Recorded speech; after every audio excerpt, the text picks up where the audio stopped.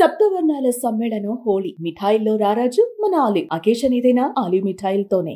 నేను ఆయన ఏమీ అడగలేదు, ఒకటే అడిగా, సార్ మీతో నాకు సినిమాలు తీయాలని సార్ అని అన్నా. నా కోరిక అదే సార్. నేను 5 సార్లు ఎమ్మెల్యే అయ్యా, 2 సార్లు మంత్రి అయ్యా, చాలు నాకు ఇట్లాంటి బూతులు తిట్టే రాజకీయాలు మాకు వద్దు సార్. మీతోటి ప్రయాణం చేస్తా. జనసేనని నా సాయశక్తులా నేను చేయగలని. మా జిల్లాలో 6 నెలల తర్వాత కార్పొరేటర్లను చేర్పించాం. మీరు ఛాన్స్ ఇవ్వండి. మా జిల్లాలో జిల్లా పరిషత్తు అన్నీ కూడా జనసేన చేస్తానని కూడా బాగా తెలియజేసుకుంటా ఉన్నా. మాకు ఇవ్వండి ఛాన్స్. నన్ను ఆపద్దు. నాకు జరిగిన అన్యాయం మళ్ళా ఒకరోజు మీటింగ్లో చెప్తా. ఒకరోజు చెప్తే సరిపోదు, ఎందుకంటే టైం లేదు కాబట్టి. నాకు అన్యాయం జరిగిందని చెప్తా. జగన్మోహన్ రెడ్డి గారు చేసినటువంటి అన్యాయాలని చెప్తా. నాకు జరిగినటువంటి అన్యాయాలు నేను ఒకటే చెప్తా ఉన్నాను సార్. మీకు కూడా దయచేసి జనసేన కార్యకర్తని చూస్తున్నాను. అన్ని నియోజకవర్గాల్లో ఎమ్మెల్యేలని చాలా మంది గెలిపించారు. కార్యకర్తల్ని జనసేన వాళ్ళని పట్టించుకోవటం లేదు. దయచేసి చంద్రబాబు నాయుడు గారు, పవన్ కళ్యాణ్ గారు ఇద్దరు కూర్చొని ఒక ప్రెస్ మీట్ పెట్టి ఎమ్మెల్యేలందరికీ ఫిరాయించండి.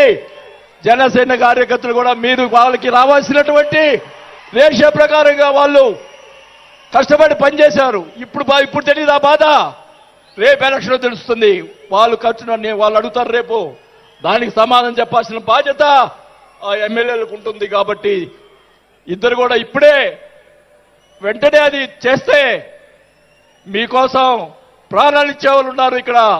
అలాంటి వాళ్ళని మనం కాపాడుకోవాలి. కాబట్టి మీరు అంటే నేను ఇలా మాట్లాడుతున్నానని అనుకోకుండా మన నాయకుడు బాగుండాలని కోరుకోవాలి.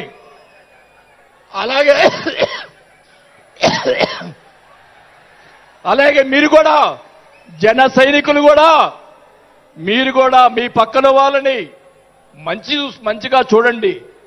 మన పార్టీ పైకి తీసుకొచ్చేదానికి మన నాయకుడు ఇంకా ఎదిగేదాని కోసం ఇంకా కూడగొట్టుకోవాల్సిన బాధ్యత కూడా మీ మీద ఉందని కూడా ఈ సభాముఖంగా తెలియజేసుకుంటా ఉన్నాం. మన నాయకుడు మనల్ని కాపాడుతాడు.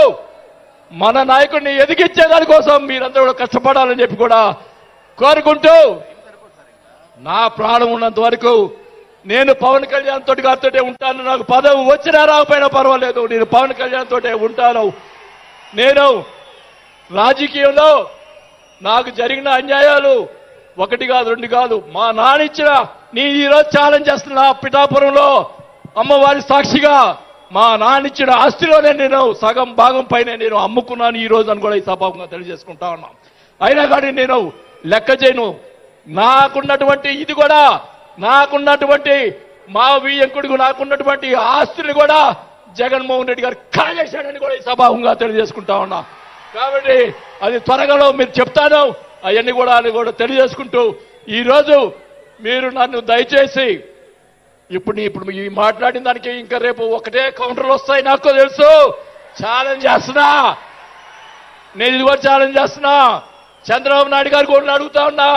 మొత్తం మొన్న జరిగినటువంటి ఎమ్మెల్యేలు అందరి మీద ఎంక్వైరీ, నా మీద కూడా సహా ఎంక్వైరీ చేయండి.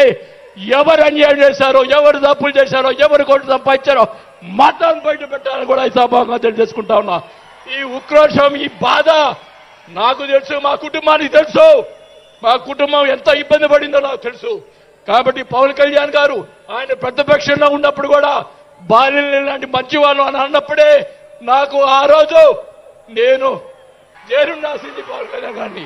కానీ ఈరోజు అది నాకు ఆ రోజు రాత బాగాలేదు కాబట్టి ఈరోజు ఇలా ఉన్నాను. నాకు పోయినా పర్వాలేదు, కానీ నేను ఆయన సేవ చేసుకున్నాను. కానీ నా కోరిక, నాకు రాజకీయ పదవి వచ్చినా కాబట్టి నాకు ఒక కోరిక ఏంటంటే, పవన్ కళ్యాణ్ గారు నాకు మాట ఇచ్చాడు సినిమా తీస్తానని. ఆ సినిమా తీస్తే చాలని చెప్పి కూడా శ్రీబాబు గారు తెలియజేసుకుంటూ సెలవు తీసుకుంటున్నా. జై జనసేన.